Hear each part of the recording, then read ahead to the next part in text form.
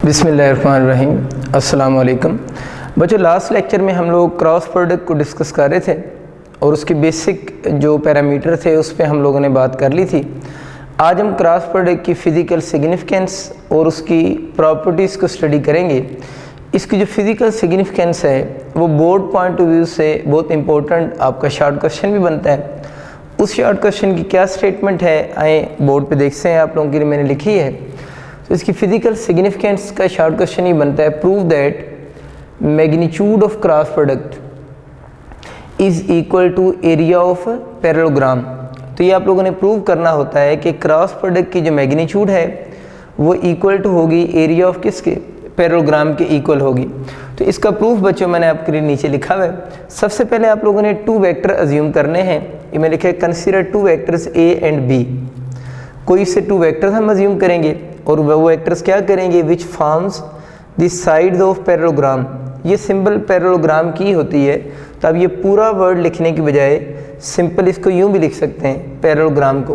तो आप लोगों ने कोई से टू वेक्टर्स लेने हैं, जिस तरह ये वेक्टर ए है, ये दूसरा वेक्टर बी है और ये दोनों वेक्टर्स के दरमियान में एंगल थीटा है और हम ये कह रहे हैं कि ये दोनों वेक्टर्स मिलकर पैरेललोग्राम बना रहे हैं। पैरेललोग्राम कैसे बना रहे हैं, एक तो आप लोगों ने ए और बी तो स्केच कर दिए। अब आप लोगों ने वेक्टर बी के हेड के साथ इस वेक्टर ए की टेल को ज्वाइन करना है, क्योंकि हमें भी पता है कि पैरेललोग्राम में ये जो अपोजिट साइड्स होती हैं ये आपस में पैरेलल होंगी। तो आप लोगों ने ए जो वेक्टर बी है उसके हेड के साथ वेक्टर ए की टेल को ज्वाइन कर दिया। इसी तरह फिर आप लोगों ने वेक्टर ए के हेड के साथ इस वेक्टर बी की टेल को ज्वाइन किया, तो आपकी प्रॉपर एक पैरेललोग्राम बोर्ड के ऊपर प्लॉट हो गई है। तो इस तरह हम पैरेललोग्राम को प्लॉट कर सकते हैं। अब बच्चों हम इसको फर्दर प्रोसीड करते हैं। अब ये काम करें कि इस वेक्टर बी के हेड से आप परपेंडिकुलर ड्रॉ कर दें।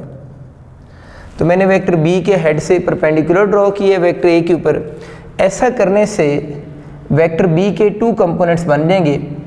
एक इसका कंपोनेंट अलॉन्ग हॉरिजॉन्टल एक्सिस होगा और एक इसका कंपोनेंट अलॉन्ग वर्टिकल एक्सिस होगा। अगर इस ट्राइंगल को देखा जाए तो ये इस ट्राइंगल की बेस है। बेस के साथ जो बी का कंपोनेंट बनेगा वो बी कॉस थीटा होता है और बी का वो कंपोनेंट जो परपेंडिकुलर के साथ बनेगा वो बी साइन थीटा होगा। तो आप लोगों ने इस ट्राइंगल जो आपका पैरेललोग्राम थी उसको पहले प्लॉट किया है और फिर वेक्टर बी के आप लोगों ने कंपोनेंट्स बना दिए हैं। अगर इसको देखा जाए डायग्राम को तो जो बी साइन थीटा है, हम ये कह सकते हैं ये जो बी साइन थीटा है इस पैरेललोग्राम की हाइट को भी शो कर रहा है। यानी इस पैरेललोग्राम की जो हाइट है वो बी से शो नहीं हो रही। हाइट बेसिकली वर्टिकल डिस्टेंस होता है ना, तो हाइट यहाँ पर किस से शो हो रही है, बी साइन थीटा इस पैरेललोग्राम की हाइट को भी शो कर रहा है। अब बच्चों आप लोगों ने प्रूफ स्टार्ट करते हैं। सबसे पहले आप लोगों ने वही फार्मूला लिखा A cross B, A B sine theta into N cap.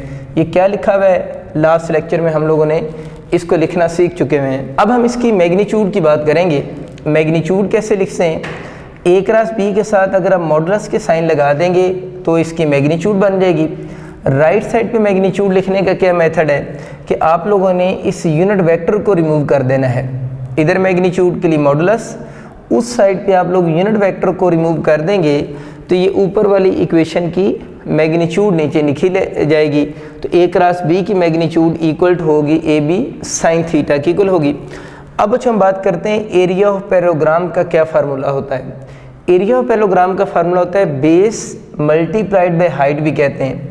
Base की जगह पर कुछ लोग इसको लेंथ भी बोल सकते हैं, तो एक ही बात है, बेस कह लें या इसको आप लेंथ भी कह सकते हैं। तो बेस मल्टीप्लाइड बाय हाइट करेंगे।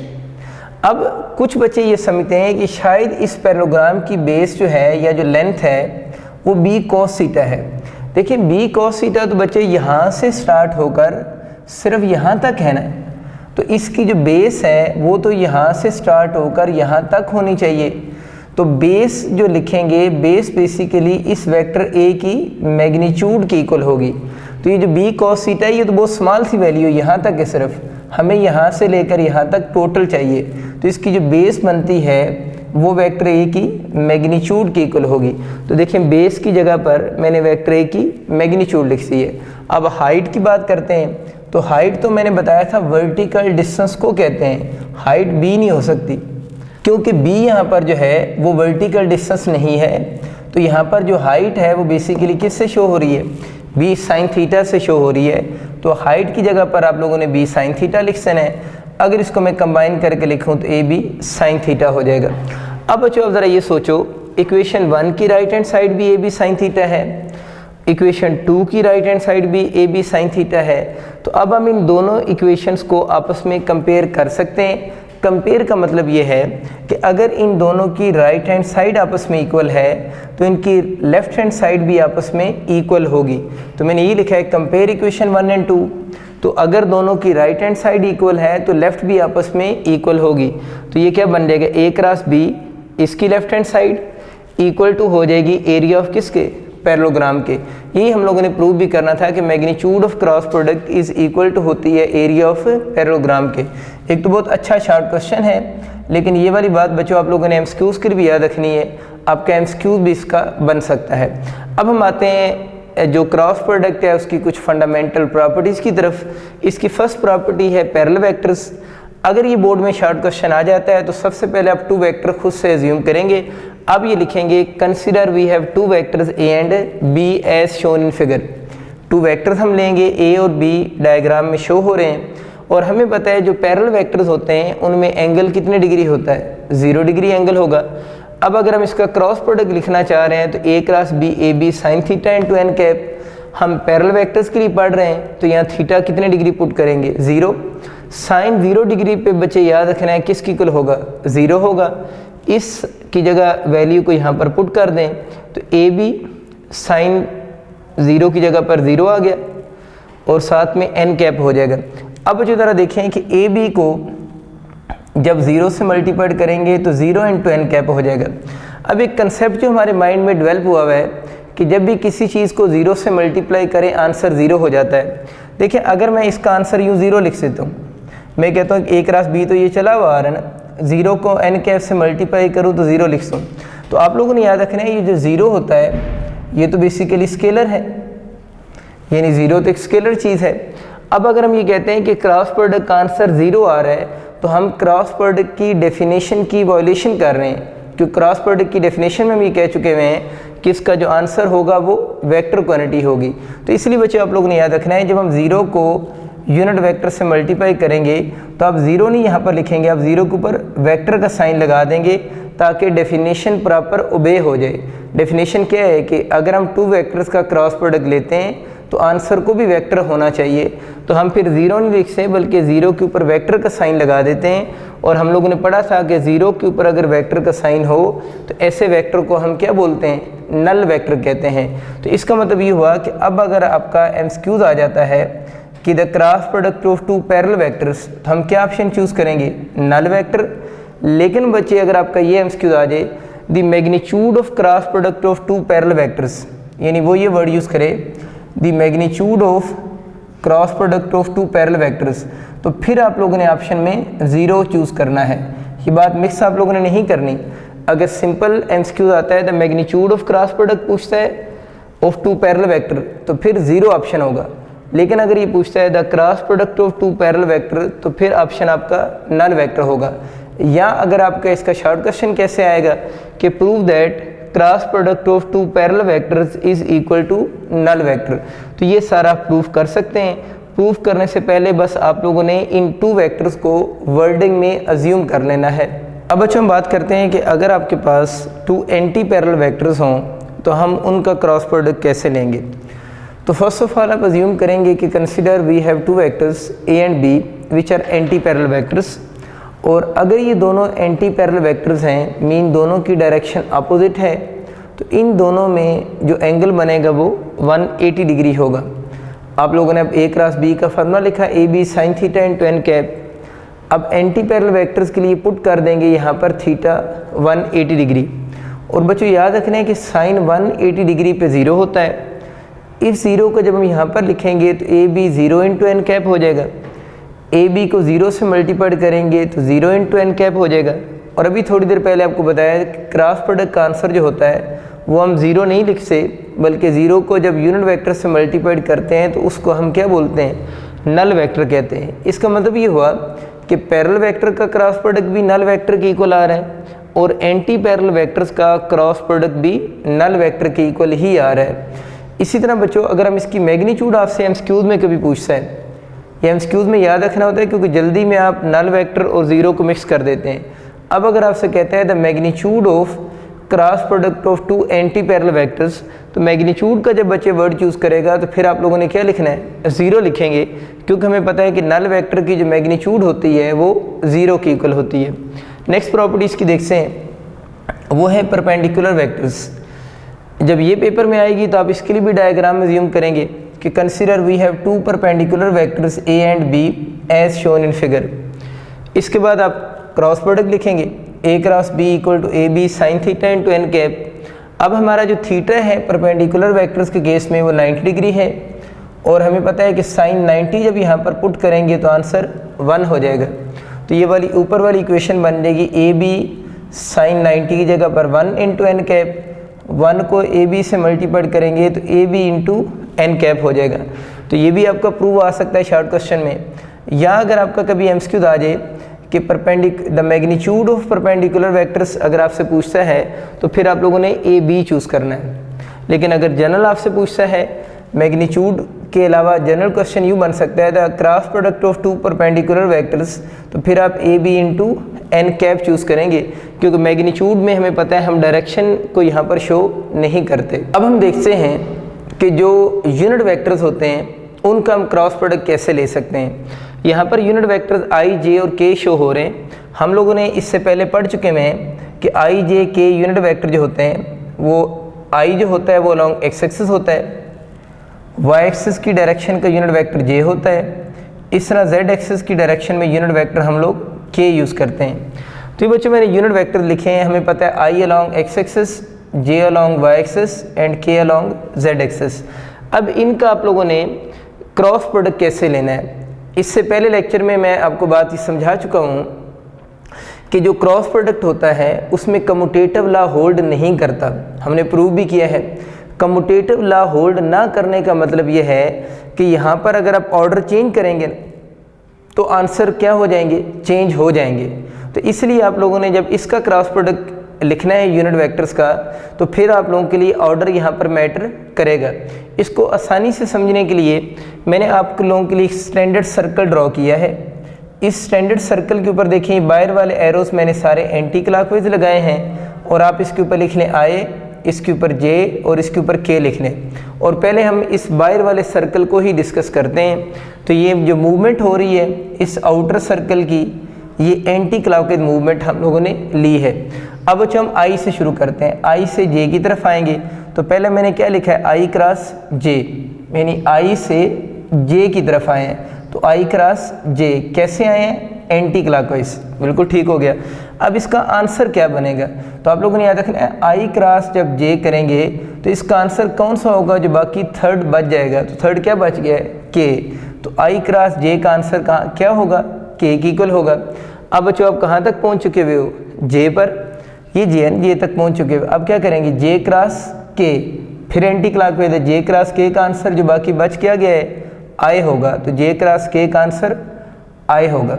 अब कहाँ पर पहुँच चुके हैं, के पर। अब के से आगे जाएं, के क्रॉस आई जब करेंगे तो बाकी क्या बच गया है, जे। तो के क्रॉस आई का आंसर जो होगा वो जे होगा। तो लिखना बहुत आसान है कि आप मूव करें एंटी क्लॉकवाइज, जिन दो का क्रॉस प्रोडक्ट लेंगे जो थर्ड बाकी बच जाएगा वो उन दोनों का आंसर होगा। अब अगर आप दोबारा वापस मूव करते हैं, आप आई तक तो पहुँचे, मैंने आई क्रॉस जे करेंगे तो पहली वाली वैल्यू रिपीट हो जाएगी। लेकिन ये सारे आंसर बचे किस मूवमेंट के हैं, एंटी क्लॉकवाइज मूवमेंट के हैं। अब क्लॉकवाइज मूवमेंट को सीखते हैं। देखिए अब बच्चों आप अगर आप जे क्रॉस आई करते हो, देखिए अगर आप जे से आई की तरफ जाते हो तो अब मुझे आप बताओ आप क्लॉकवाइज जा रहे हो या एंटी क्लॉकवाइज। बिल्कुल अब हम क्लॉकवाइज मूव कर रहे हैं। तो जे क्रॉस आई में अब आपकी मूवमेंट क्लॉकवाइज है, तो अब भी आंसर क्या होगा, जो बाकी बच गए। तो जे क्रॉस आई के बाकी क्या बच गए, के आंसर होगा। लेकिन आप लोगों ने बच्चों उसके साथ माइनस का साइन लगाना है। माइनस साइन यहाँ पर ये इंडिकेट करेगा कि आपकी मूवमेंट जो है वो कौन सी, क्लॉकवाइज मूवमेंट है। इस तरह अब आप आई पर पहुँच चुके हुए हो, तो आई क्रॉस जो के बनेगा, क्योंकि आई तक तो आप आ चुके हो, आई क्रॉस के का आंसर जो होगा वो माइनस जे होगा। इसी तरह बच्चे आप लोगों ने के क्रॉस जे की जब बात करेंगे तो के क्रॉस जे जो होगा वो भी आई के इक्वल होगा। तो के क्रॉस जे को हम आई लिखेंगे, और क्लॉकवाइज के केस में हमें पता है हम सब के साथ कौन सा साइन लगा रहे हैं, नेगेटिव साइन लगा रहे हैं। अब बच्चों इसके जो छोटे छोटे एमसीक्यूज आते हैं वो ज़रा देख लें। देखिए बुक में जितनी भी इक्वेशन में इक्वल वेक्टर्स लिखे होते हैं, इक्वल वेक्टर्स का मतलब ये है कि उनकी मैग्नीट्यूड भी सेम हो और डायरेक्शन भी सेम हो। तो ये जो वेक्टर्स आपके सामने बोर्ड पे लिखे हुए हैं ये सारे इक्वल वेक्टर्स हैं। इक्वल वेक्टर्स का मतलब ये है कि इनकी मैग्नीट्यूड भी सेम है और इनकी डायरेक्शन भी सेम है। तो इसका मतलब ये हुआ, अब अगर आपका एमसीक्यूज पेपर में ये आ जाता है कि आई क्रॉस जे का और के में कितने डिग्री एंगल है, तो दरमियान में इक्वल का साइन लगा हुआ है, तो आई क्रॉस जे और के दरमियान में बच्चे अगर आपसे एंगल पूछता है तो हम बोलेंगे इन दोनों वेक्टर्स में जो एंगल होगा वो आप लोगों का 0 डिग्री होगा, क्योंकि ये दोनों इक्वल वेक्टर्स हैं, क्योंकि दरमियान में इक्वल का साइन आ रहा है। इसका मतलब इनमें से 6 जो ऑप्शन आप लोगों ने लिखे हैं, किसी का भी एमसीक्यूज आ जाए तो एंगल कितने डिग्री है, 0 डिग्री होगा। जिस तरह इसको ज़रा देखें, के क्रॉस जे का और माइनस आई के साथ अगर आप लोगों से एंगल पूछता है तो हम यही कहेंगे कि के क्रॉस जे का माइनस आई के साथ भी एंगल कौन सा है, 0 डिग्री एंगल होगा। उसकी वजह बेसिकली ये है कि दरमियान में कौन सा साइन आ रहा है, इक्वलिटी का साइन आ रहा है। एक तो ये बात आपको समझ आ गई कि इनमें से किसी का भी एंगल पूछे तो सबका जो एंगल आपके पास बनेगा वो हम कितने डिग्री लेंगे, 0 डिग्री इसीलिए ले रहे हैं कि दरमियान में इक्वलिटी का साइन आ रहा है यहाँ पर। अच्छा, अब नेक्स्ट चलते हैं। अब बच्चों अगर आप लोगों से वो ये पूछता है कि किसी एक की आई क्रॉस जे की मैग्नीट्यूड बताएं, ये आपका एमसीक्यू आ जाता है कि आई क्रॉस जे की मैग्नीट्यूड किसकी इक्वल होगी। हम इसको प्रूव भी कर सकते हैं आई क्रॉस जे की मैग्नीट्यूड को, लेकिन ज़रूरत नहीं है क्योंकि शॉर्टकट अवेलेबल है और एमसीक्यूज़ को शॉर्टकट से ही करना चाहिए। मैंने आपको क्या बताया कि इनमें अगर इक्वलिटी का साइन आ रहा है तो बोथ साइड पे मैग्नीट्यूड भी सेम है और डायरेक्शन भी सेम है। तो आई क्रॉस जे और के का एंगल पूछा, हमें पता चल गया इक्वलिटी की वजह से 0 डिग्री है। अब बच्चों अगर आपसे मैग्नीट्यूड पूछता है तो आई क्रॉस जे की मैग्नीट्यूड तो हमें प्रॉपर फार्मूला से कैलकुलेट करनी पड़ेगी। हम एमसीक्यूज़ कर रहे हैं तो हम शॉर्टकट से करेंगे। तो हमें क्या ज़रूरत है इस साइड की मैग्नीट्यूड कैलकुलेट करने की, हमें ये पता है कि इस इक्वलिटी की वजह से बोथ साइड की मैग्नीट्यूड सेम है और ये यूनिट वेक्टर के लिखा हुआ है और इसकी मैग्नीट्यूड किसकी इक्वल होती है, 1। तो इसका मतलब है इसकी लेफ्ट साइड की भी मैग्नीट्यूड फिर किसकी इक्वल होगी, 1 के ही इक्वल होगी। देखिए इसकी मैग्नीट्यूड 1 होती है, इसका मतलब है कि दोनों आपस में इक्वल हैं, तो मैग्नीट्यूड भी सेम है और डायरेक्शन भी सेम है। तो इसकी मैग्नीट्यूड 1 होती है तो इसका मतलब है इसकी मैग्नीट्यूड भी फिर 1 की इक्वल ही होगी। अब बच्चों मुझे आप जल्दी से ये बताएं कि अगर आपसे आई क्रॉस के की मैं मैग्नीट्यूड पूछूं, इसकी मैग्नीट्यूड पूछ रहा हूँ आई क्रॉस के की, तो आई क्रॉस के की जो मैग्नीट्यूड होगी वो हम यहाँ से नहीं निकाल रहे, हम राइट साइड से निकालते हैं। माइनस जे की मैग्नीट्यूड जो होगी वो -1 होगी या +1 होगी। बिल्कुल आप ठीक सोच रहे हैं, किसी भी यूनिट वेक्टर की जो मैग्नीट्यूड होती है वो कभी नेगेटिव नहीं होती, और अगर वो यूनिट वेक्टर है तो उसकी मैग्नीट्यूड +1 की इक्वल होगी। तो इस माइनस जे की जब हम मैग्नीट्यूड लेंगे तो +1 ही होगी।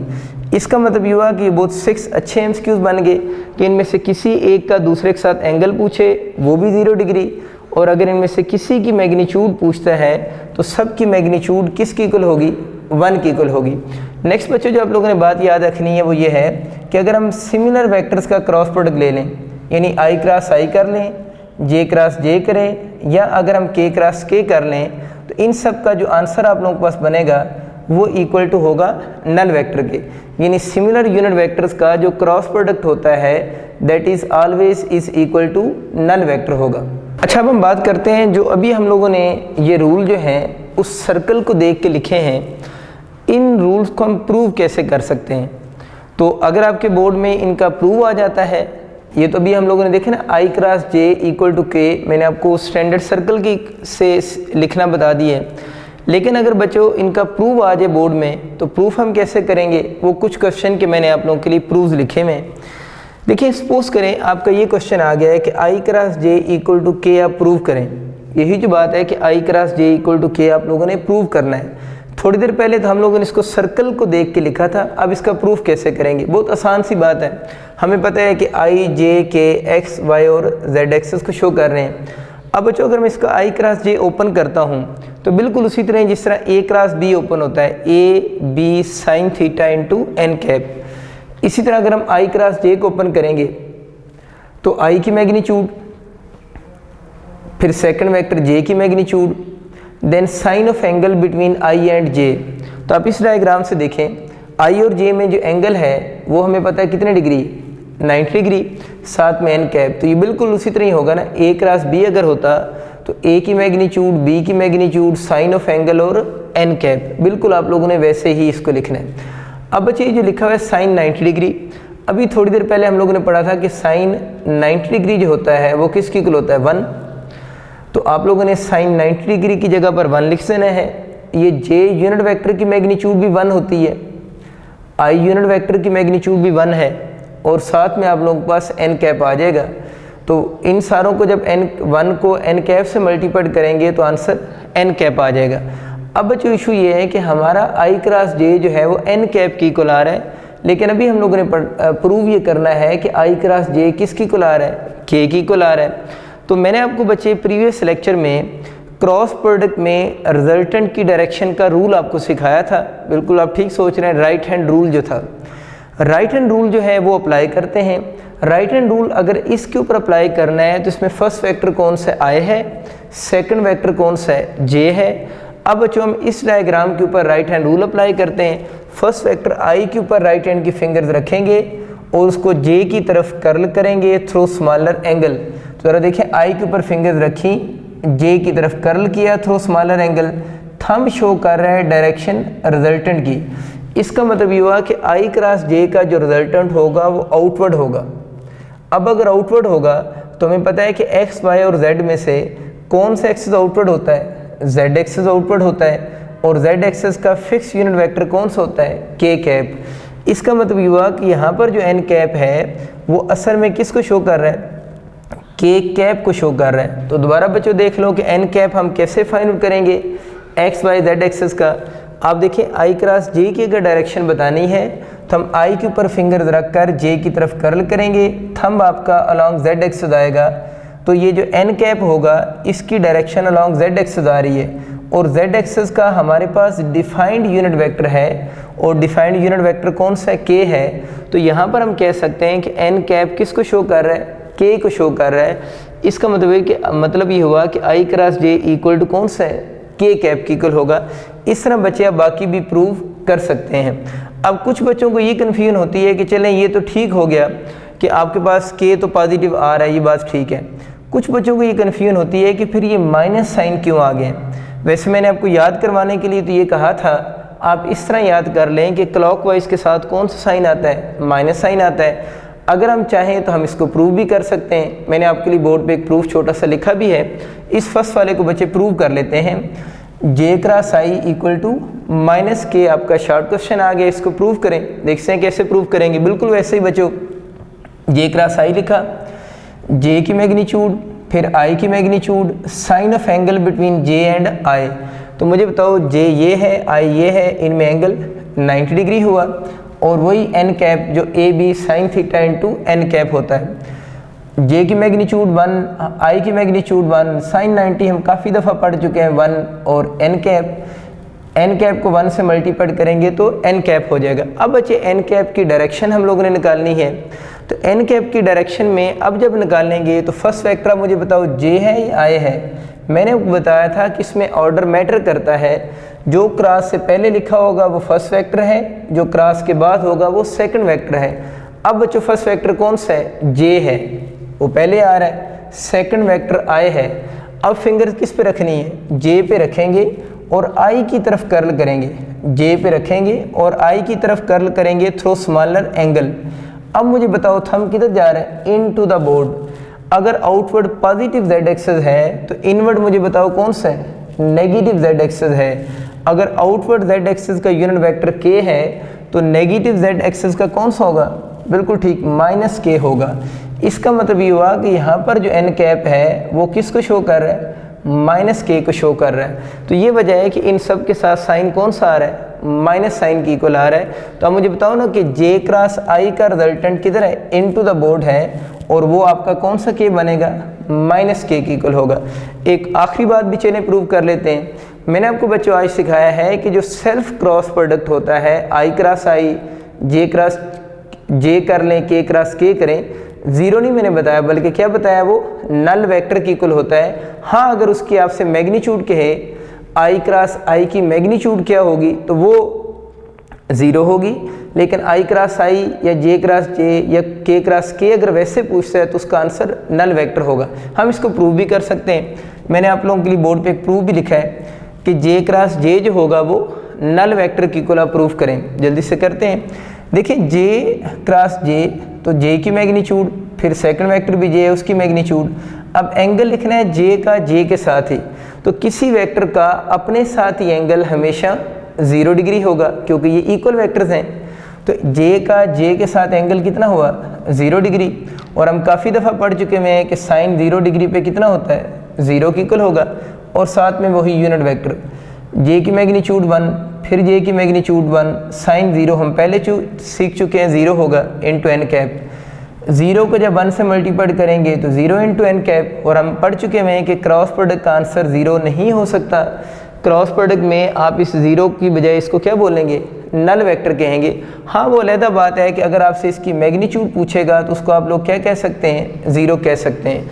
ये बहुत सिंपल से शॉर्ट क्वेश्चंस हैं। बस अब आपको ये कन्फ्यूजन रिमूव हो चुकी होगी कि जो चीज़ें हम लोगों ने एक सर्कल से याद की थी उन सब चीज़ों को अब हम इजीली प्रूव भी कर सकते हैं। ये केपीके और फेडरल की बुक्स में इसके प्रूव्स नहीं हैं, पंजाब की बुक में कुछ प्रूफ्स गिवन है। तो अगर आपका बोर्ड में शॉर्ट क्वेश्चन आ जाता है तो वो आप लोगों ने टेक्स्ट बुक के अकॉर्डिंग या आपके पास मेरे लिखे हुए अगर नोट्स हैं तो उनके अकॉर्डिंग ही लिखेंगे। प्रूफ्स वगैरह जो हैं वो आपको थ्योरी में लिखने की ज़रूरत नहीं है, लेकिन आप लोगों ने प्रूफ्स प्रिपेयर करने हैं शॉर्ट क्वेश्चंस के लिए। कुछ सिंपल से एमसीक्यूज और देखते हैं बच्चे। देखिए, आपका अगर एमसीक्यू आ जाता है कि ए क्रॉस बी डॉट ए किसकी इक्वल है, वो कॉमन एमसीक्यूज है। अब मैंने आपको बताया था कि ए क्रॉस बी जो होता है उसको हम किसी सिंगल वेक्टर से रिप्लेस कर सकते हैं। लेट से सी कर लेते हैं, तो सी डॉट ए पूछ रहा है आप लोगों से। तो अब आप मुझे ये बताएं कि ए क्रॉस बी जो है उसको तो मैंने सी से रिप्रेजेंट कर दिए, तो हमें पता है ना कि ये जो ए क्रॉस बी है ये एक सिंगल वेक्टर है ना, इसलिए हम इसको सी लिख रहे हैं। इस ए क्रॉस बी का ए के साथ एंगल कितने डिग्री था, 90 डिग्री था, क्योंकि मैंने आपको बताया था कि ए क्रॉस बी जो है वो ए और बी दोनों की प्लेन के क्या है, परपेंडिकुलर है। तो इसका मतलब ये हुआ कि ए क्रॉस बी का ए के साथ एंगल कितने डिग्री बना इन दोनों का, फिर 90 डिग्री हुआ। तो इसका मतलब कि सी और ए का भी एंगल, क्योंकि सी तो किसको शो कर रहा है, ए क्रॉस बी को, तो इन दोनों का भी आपस में म्यूचुअल एंगल कितने डिग्री बनेगा, 90 डिग्री होगा। और हमें ये चीज़ पता है कि परपेंडिकुलर वेक्टर्स का जो डॉट प्रोडक्ट होता है वो 0 होता है। चाहे तो आप इसको ओपन करके भी लिख सकते हैं, C A cos of 90 degree, dot product ऐसे ही ओपन होता है ना, फर्स्ट की मैग्नीट्यूड देन सेकंड की मैग्नीट्यूड और कॉज ऑफ, तो थीटा 90 डिग्री और कॉज 90 पे कितना हो जाएगा, 0 हो जाएगा। तो हम बोलेंगे कि ए क्रॉस बी डॉट ए किसकी इक्वल होगा, 0 की इक्वल होगा। ये मैंने आपके लिए सॉल्व कर दी है, लेकिन एमसीक्यूज में आप इसको इस तरह ना अटैम्प्ट करें तो ज़्यादा अच्छा है। एमसीक्यूज में आप यूँ अटैम्प्ट करें कि आपको ये पता है कि ए क्रॉस बी का ए के साथ एंगल कितने डिग्री है, 90 डिग्री है। और 90 डिग्री एंगल के ऊपर हम लोगों ने प्रूव किया था कि डॉट प्रोडक्ट क्या होता है, 0 होता है। तो बेहतर तो ये है कि आप डायरेक्ट इसका आंसर क्या लिख सें, 0 लिख सें। लेकिन अगर किसी बच्चे को कन्फ्यूजन हो रही है तो इसको यूँ लिख लें कि ए क्रॉस बी जो है उसको हम सी से रिप्रेजेंट कर सकते हैं। और हम लोगों ने पढ़ा हुआ है कि ए क्रॉस बी और ए का एंगल कितने डिग्री है, 90 डिग्री है। तो इस डॉट प्रोडक्ट को ओपन करके भी करेंगे तो आंसर 0 ही आएगा। और एमसीक्यूज देखते हैं, आई क्रॉस जे डॉट आई, जे आप लोगों से पूछ रहा है किसके इक्वल है, आई क्रॉस जे डॉट जे। इसको सॉल्व करने का मेथड ही होता है कि फर्स्ट ऑफ ऑल आप आई क्रॉस जे को सॉल्व करो। देखिए बच्चे, आई क्रॉस जे जो है वो किसकी इक्वल आ रहा है, के की इक्वल आ रहा है। तो हम आई क्रॉस जे को के से रिप्लेस कर सकते हैं। इसकी जगह पर आप लोगों ने के लिख दिया, या एज इट इज़ जे हो जाएगा। अब मुझे बताएं कि K dot J, two perpendicular vectors का डॉट प्रोडक्ट किसकी इक्वल होता है, ज़ीरो होता है, तो इसका भी आंसर आप लोगों के पास ज़ीरो बनेगा। ये प्रीवियस लेक्चर में मैंने डॉट प्रोडक्ट में आपको बताया था कि टू डिफरेंट यूनिट वेक्टर्स का डॉट प्रोडक्ट जो होगा, आई डॉट जे पूछ ले, जे डॉट के पूछ ले या के डॉट जे पूछ रहा है, तो उसका आंसर ज़ीरो होता है। एक और एमसीक्यूज आपकी प्रैक्टिस ज़्यादा अच्छी करने के लिए लिखा है मैंने, जे क्रॉस आई डॉट के आप लोगों से पूछ रहे हैं किसकी इक्वल होगा। देखिए बच्चे, अब जे क्रॉस आई पहले हमें चाहिए, तो जे क्रॉस आई अगर हम यहाँ से देखेंगे तो वो किसकी इक्वल है, माइनस के है। तो मैंने जे क्रॉस आई को क्या लिख सी है, माइनस के लिख सी है, साथ में ये वाला डॉट इंटू के।